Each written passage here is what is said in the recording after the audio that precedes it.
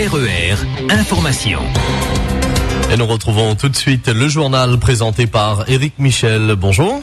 Bonjour à tous. L'île Maurice, une nouvelle fois endeuillée. Hier, un terrible accident de bus a fait 10 morts et une quarantaine de blessés.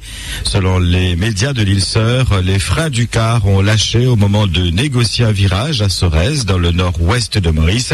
Le véhicule transportait une soixantaine de passagers, dont certains voyageaient debout. Une journée de deuil national a été décrétée aujourd'hui dans tout le pays. RER. Incendie un peu avant 6 heures ce matin dans un parking en sous-sol dans le quartier La Palissade à Saint-Louis. Plusieurs voitures ont brûlé et 8 familles ont dû être évacuées, mais personne n'a été blessé, fort heureusement. Carrefour Sainte-Suzanne, toujours bloqué par les employés grévistes. Le directeur général de la grande surface a enfin consenti à ouvrir les négociations ce midi. Le personnel réclame notamment une augmentation de salaire.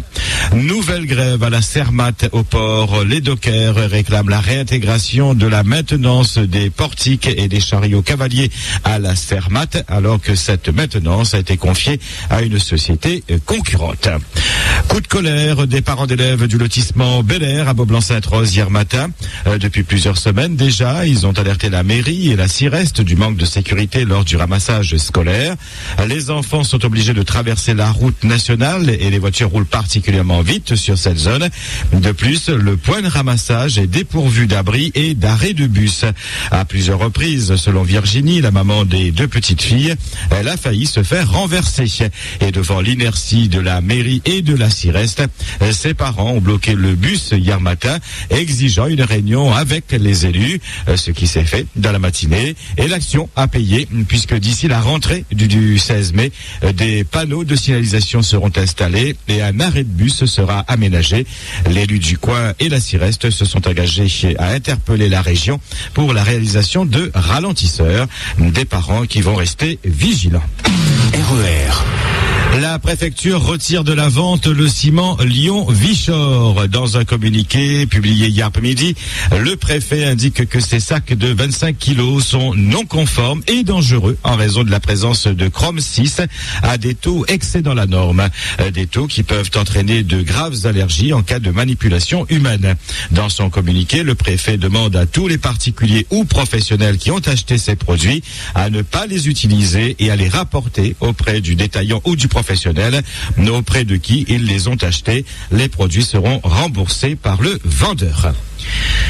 Depuis Mitterrand, en 1981, je n'ai jamais vu un gouvernement fournir un bilan aussi fourni et copieux en un an. La petite phrase est signée de Philippe Leconstant, qui a fait hier le bilan de la première année de François Hollande à la tête du pays.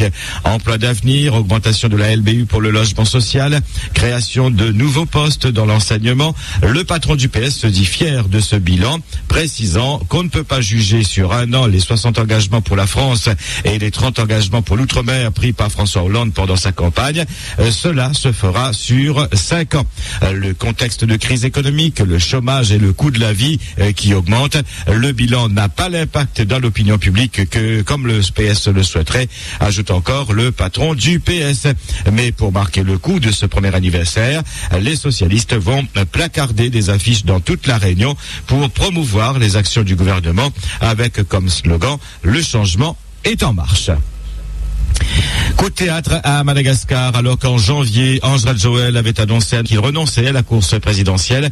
Hier, la Cour électorale spéciale a annoncé que l'actuel président de la transition a déposé sa candidature. Une décision inattendue, probablement incitée par la candidature de Lalao Ravalomanan, l'épouse de son rival, Marc, qui lui a déjà annoncé depuis décembre d'année dernière qu'il ne se présentait pas à cette élection présidentielle sur demande expresse des pays membres de la communauté de développement de l'Afrique australe. Sur les 47 candidatures, la Cour électorale spéciale en a retenu 41. RER. Grande parade ce matin dans la rue principale de Brapanon pour l'ouverture de la 37e édition de la foire agricole de la ville. Comme chaque année, de nombreux événements vous y attendent. Conférences, visites d'agriculteurs, démonstrations de matériel, fêtes foraines. Et puis tous les soirs aussi, la foire laisse son podium à de nombreux artistes et groupes locaux, mais aussi régionaux. La maison tient son salon à partir d'aujourd'hui et jusqu'au 12 mai. Il y a un 25e anniversaire où vous rencontrerez 450 exposants au parc des expositions à Saint-Denis. sous le thème tradition et innovation. RER. En football, en Ligue 1, le premier match de la 35e journée hier soir entre Saint-Etienne et Bordeaux a accouché d'un nul, 0-0. Un résultat qui n'est pas pour arranger les Verts de la course au podium.